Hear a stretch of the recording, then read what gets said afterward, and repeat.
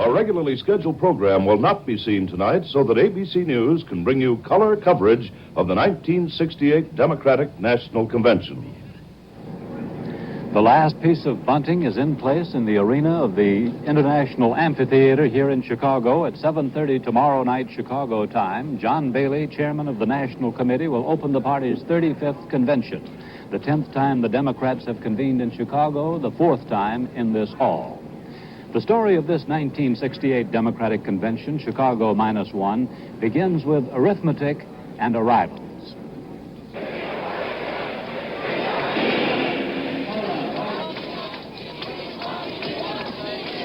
Eugene McCarthy arrived in Chicago today to begin his final drive toward victory.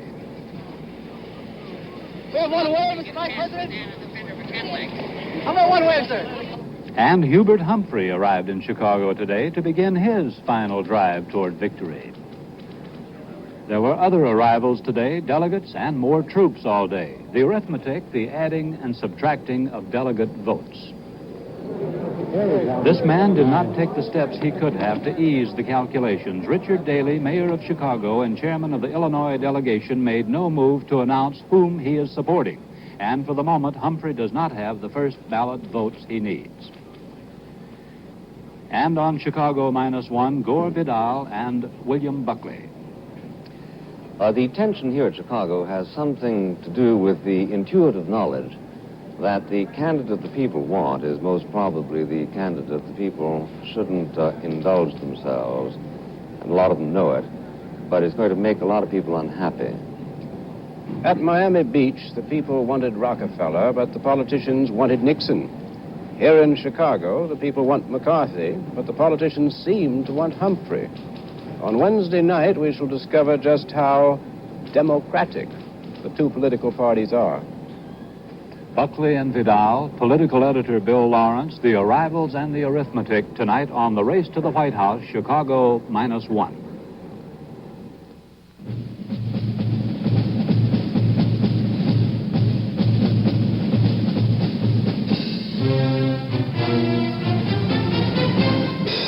From Chicago, ABC News presents Race to the White House.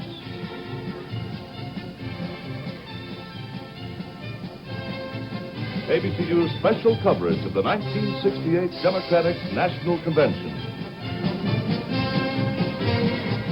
Brought to you by Time, the weekly news magazine that keeps 20 million readers around the world fully informed. The more you need to know, the more you need Time.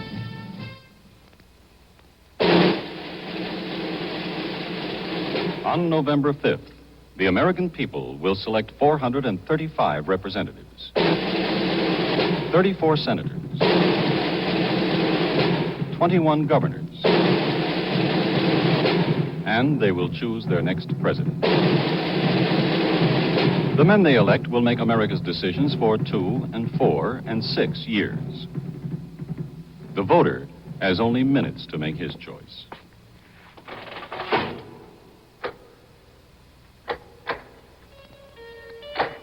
To learn how the candidates think and what the issues mean, millions of people turn each week to Time magazine. Whether it's an oration on the platform or a negotiation in the back room, Time dissects it, inspects it, projects it, to help Americans make their most important decision. The more you need to know, the more you need Time. Good evening from the International Amphitheater in Chicago. Within 24 hours, that almost empty convention hall will be filled and the convention will begin. At this moment, it is the calm in the eye of the storm. Just outside the building is ringed with more police than I have ever seen in one place, and beyond them there are federal troops. At each door of this building, there are small electronic devices into which you have to insert specially made passes like this one in order to get inside, and there's a separate pass for each day. North of here, on Hotel Row on Lake Shore, the platform committee's writers are locked in a room trying to finish the document that can mean the difference between a divided party and a united party. All the hotels are packed with delegates, and the two main candidates arrived here today to woo them.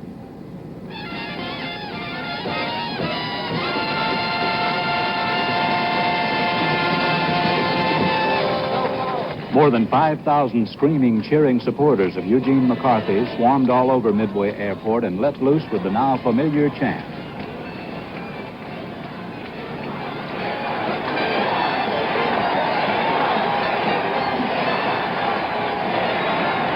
For Gene McCarthy, this was the last stop on a trek that began last winter in the snows of New Hampshire. The man who first challenged Lyndon Johnson on Vietnam was then a political unknown. But today, the McCarthy name is known across the land.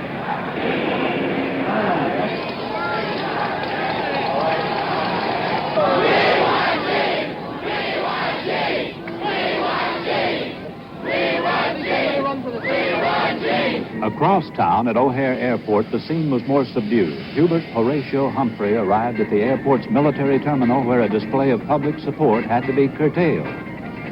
There were some go-go dancers and a blaring bagpipe band. The crowd cheered as Hubert and Muriel Humphrey stepped from their chartered jet. Confidence shone on the face of the vice president, the confidence of a man who is clearly the favorite to win the convention's big prize.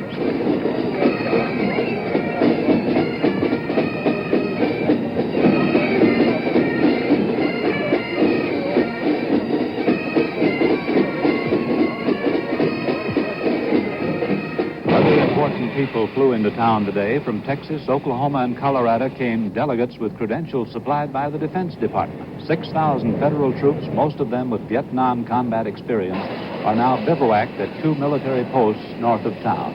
They will be used as third stringers behind the Chicago Police Department and the Illinois National Guard. Political editor Bill Lawrence has been on duty as chief delegate watcher. He's been adjusting our delegate count. What does it all add up to on the eve of the convention, Bill?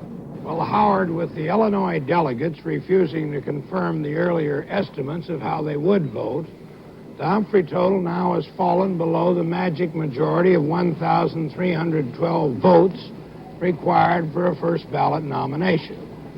Our latest ABC delegate count, with all of Illinois' 118 votes thrown back into the uncommitted column, now reads Humphrey, 1,216, McCarthy, 694, McGovern, 106, favorite sons and others, 506.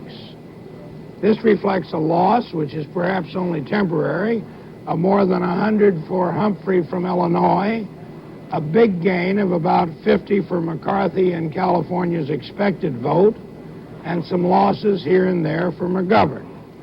Now, there's been much talk today of Teddy Kennedy as an alternative if Hubert Humphrey doesn't make it on the first ballot. Now, I talked to Ted Kennedy on the phone from Cape Cod early this morning. He told me that he doesn't plan to come to Chicago simply because he does not wish to run for president or vice president, but that he will speak to the convention by closed circuit when there's a film tribute to his late brother, Robert. Howard? Bill, the caucus of the Illinois delegation this afternoon was expected to bring an announcement that Hubert Humphrey would have the vast majority of that delegation's 118 votes. The delegation met at the Chicago Sherman House Hotel for what was expected to be a brief caucus. They were there to get word from Mayor Richard Daley, the delegate chairman. Daley had resisted any attempt to get an endorsement out of him, saying he didn't feel it would be proper for the mayor of the host city to indicate a preference prior to a delegation caucus. Hubert Humphrey, the candidate expected to get the nod from Daley, was confident as he entered the meeting, but despite most delegate counts, other major candidates, Eugene McCarthy, George McGovern, Lester Maddox, also exhibited optimism after meeting the Illinois delegates. Humphrey had this analysis for newsmen.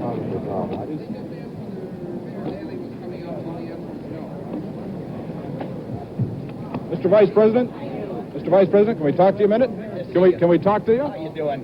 Before you go? Everything's fine. Finally, Mayor Daley himself came out of the meeting, and he gave a statement. How did it go, Senator? Did you hear the applause through the door? One of my problems from the very beginning is the fact that I haven't been out on the circuit as long as Gene McCarthy and Hubert Humphrey. I think time's working in my favor, and each time I can reach one of these delegations, I think we're going to make some gains. Is there enough? That was George McGovern, and this is Maddox? Governor What kind of Maddox. reception did you get inside? Very warm, very courteous, very friendly. You encouraged by We your were an reception? hour late, but we got in, and we're pleased that we had the opportunity. Thank you very much. Now Mayor Daley himself came out of the meeting, and he made a statement. In the interest of the great friendliness and hospitality of the state of Illinois and the city of Chicago, in giving our welcoming address on Monday night, both Governor Shapiro and the mayor of the city of Chicago, as they felt in the interest in keeping with the open convention that we always favor and will continue to favor, and in accordance with the friendliness and hospitality of Illinois and Chicago, we should recess until 11 o'clock on Wednesday. Mr. President. Just 2 hours after that caucus broke up, William Clark, the man handpicked by Daley to run for the Senate against Everett Dirksen, announced that his choice was George McGovern. The question this raises, of course, is whether this is a trial balloon for Richard J. Daley. Bill Lawrence, what do you think about that? Well, Howard, I think that maybe Mayor Daley, he was the last of the potent big city bosses, was simply underlining his role both as a host and a kingmaker of this convention. Maybe his holding back more than 100 votes expected for Vice President Humphrey was only temporary. Maybe it was part of a Johnson administration effort to keep Humphrey's feet to the fire on Vietnam and other convention issues. But whatever the reason, it was an unexpected setback for the Vice President, and it hurt. Howard? Thank you, Bill. The revolt or rebellion by Southern delegations may turn out to be nothing more than an effort to gain some leverage and influence.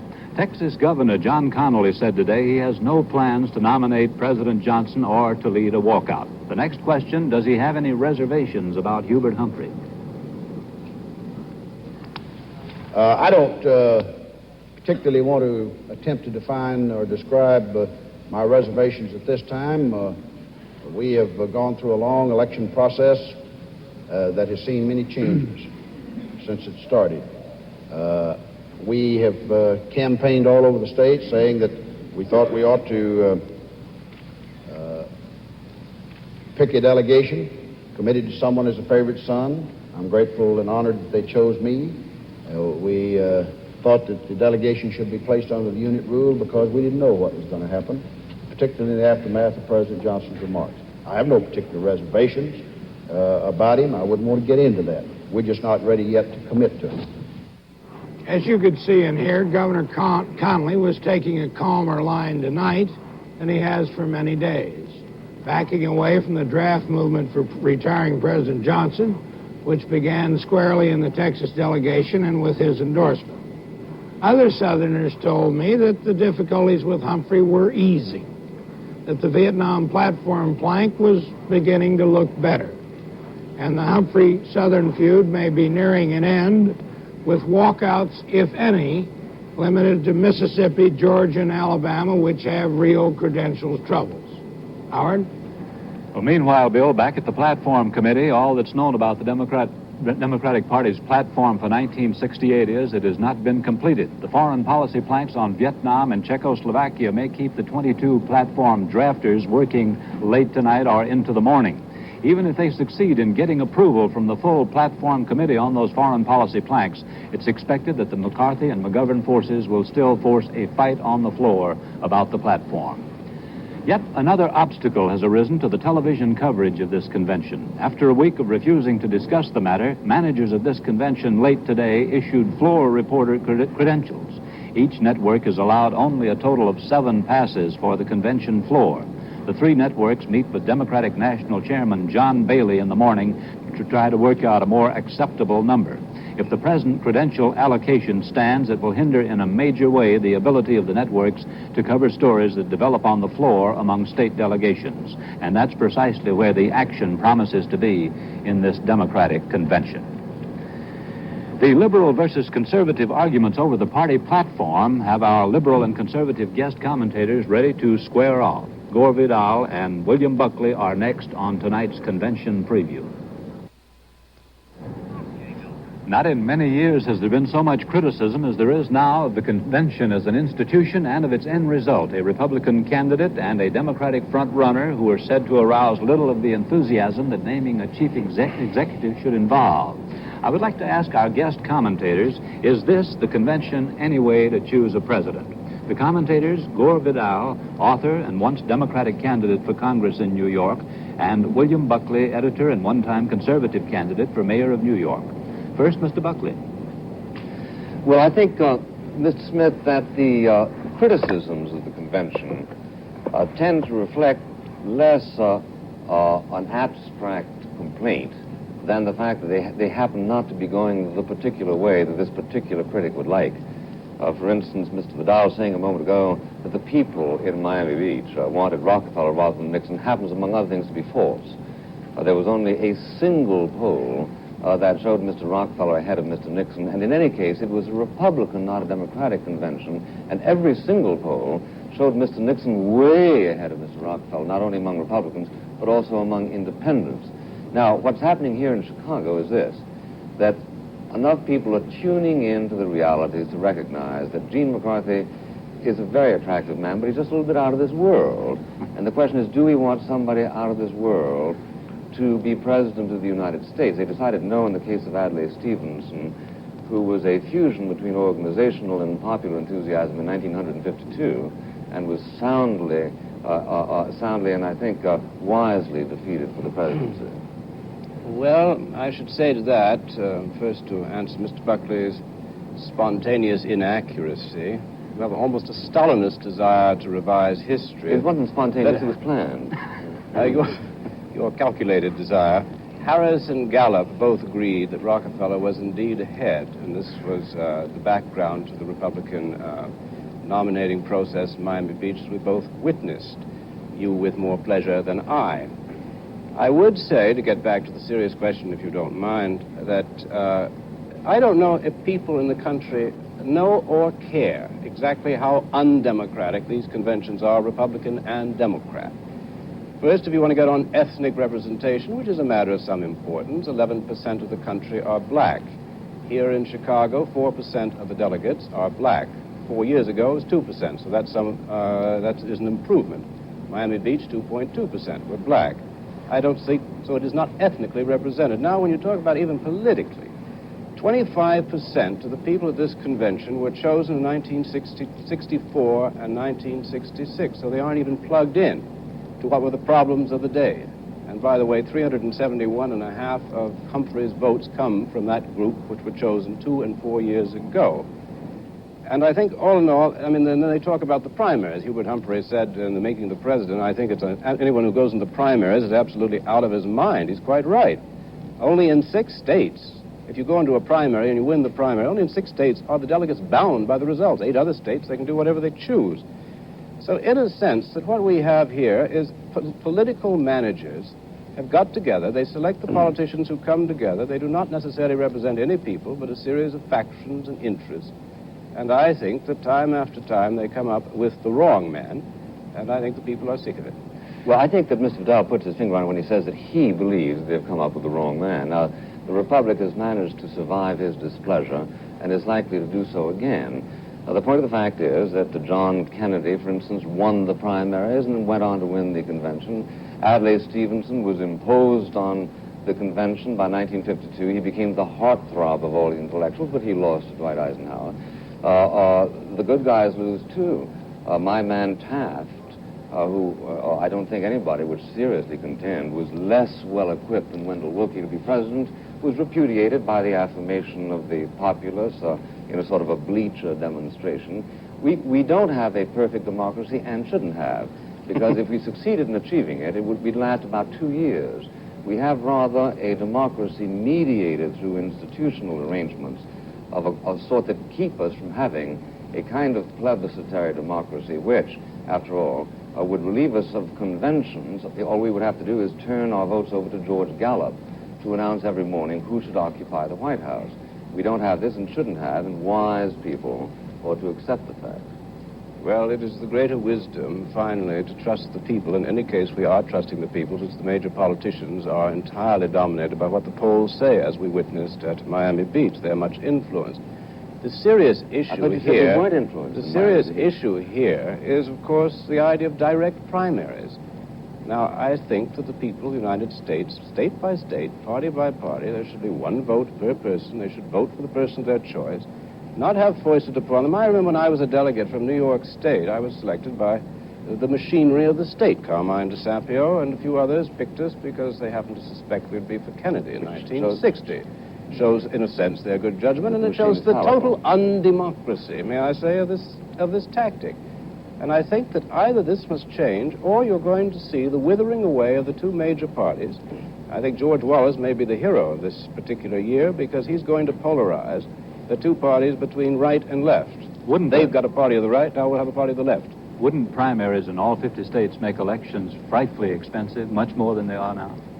I think you'd have to change the whole system of elections. I think you might confine, as the British system does, to 4 weeks of campaigning before the primaries. Between the primaries and the election, another 4 weeks. I'd also like to see television time given free to a wide range of candidates. After all, the networks make a good deal of money on their licenses. They could sacrifice 8 weeks of prime time for democracy in action. If you did this, you would cut down... If you did, you could cut down the cost of elections by many, many millions of dollars, and you might have a more interesting array of candidates than we do this year.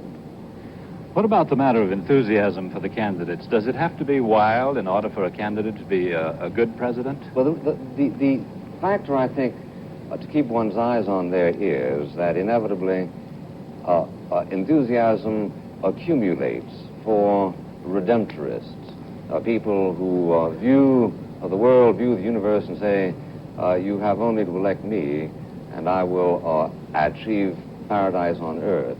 There is, however, fortunately, a conservative instinct among the people that smells the baloney in these arguments. And you see this working paradoxically here in Chicago, where for all of his charm, for all of his spontaneity, for all of his otherworldliness, people are recognizing that Gene McCarthy would be a catastrophic president of the United States. And sometimes it seems almost as though it would be worthwhile to have a catastrophic president simply for the aesthetic pleasure of hearing him recite his elegies over what is happening under his stewardship. But sometimes people feel, well, probably they ought to get their kicks in other ways. I think this is the first time I've ever heard you come out against the aesthetics of politics. I always thought you liked the idea of politics kept in their place. as a rather remote I never found Robert Taft an aesthetically pleasing politician, but I certainly think he should have been president again and again and again. Well, to borrow a Democratic he phrase. was not and was not and was not. I know. But at the same time, I think McCarthy is plainly the choice of a majority of the people, according to the polls, to the extent that we want to pay any attention to them. I think that the polls are useful. Not all that plainly. He never got a majority in any state he ever ran in. You recognize that? Oh, indeed I do. As a matter of fact, well, then why is he then why did you say that? Why is You're absolutely wrong, Bill. You must not. Name one state where there you got you the majority of the vote. Absolutely Name one. A revisionist Stop slithering and name one state. A revisionist view of history. Whatever happened in Oregon? He didn't win a majority in the state. He won the thing. He didn't win a majority. You understand what I'm saying? Of course I do. Plurality. All right. Isn't that what you said, Are you going Bill? to change majority of plurality? No, indeed I'm not. 33% can win a plurality. You're wrong again. Can we freeze this argument in a state of suspension? Watching. We'll come back to it tomorrow. Thank you very much indeed, gentlemen. We'll be looking forward to your observations every night of the convention. Fearless predictions from Bill Lawrence and a comment on Mayor Daley and his security after this message. On the eve of the convention, there's naturally speculation about what's going to happen, but we would like to take things out of the realm of speculation and come up with a solid prediction. So we now put ABC political editor Bill Lawrence on the spot. Howard, in the final analysis, Mayor Daley will back Humphrey, and so will most of the South. And the vice president will win on the first ballot. I'm sure that'll be good news to some people and bad to others. Mayor Daley has been criticized for stocking Chicago with armed men and surrounding this hall with stringent security. It is vexing. The display of force leaves a bad taste. Some people call it the symptom of a sick society, fencing the convention off from the people. I beg to make a statement of defense. The convention is not being fenced off from the people. Every point of view, all the divergent ones, have been heard in a week of hearings. More will be heard down there on the floor all next week. Television and press have given a full airing to those views and will continue to do so. The hall is being fenced off from a small fraction of people who, under protection of a very elaborate system of rights, have developed a skill at disruption. A minuscule fraction of yippies who would block the delegates from coming into the hall Mr. Dellinger's intolerant and bellicose league, preaching tolerance and peace, would shout down the speakers, and the militant nut with a gun, thanks to a wrongly tolerant Congress. That froth thrown up by a time of turbulent change is the problem. Mayor Daley may have overdone it, but if you or I had the responsibility, you or I, too, might say, I won't let it happen here next week. This is Howard K. Smith at the Amphitheater in Chicago. Good night.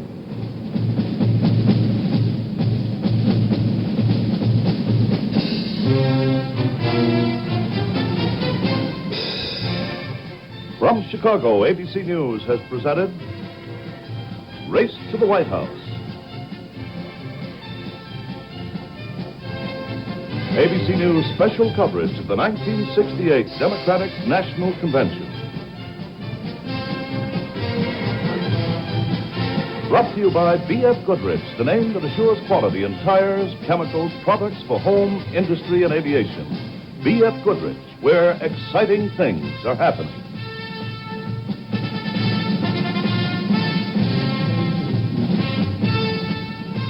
Join us tomorrow evening at 9:30 p.m., 8:30 Central Time for Race to the White House with ABC News commentators Howard K. Smith, Bill Lawrence, guest commentators William Buckley and Gore Vidal, and the ABC News team covering the 1968 Democratic National Convention.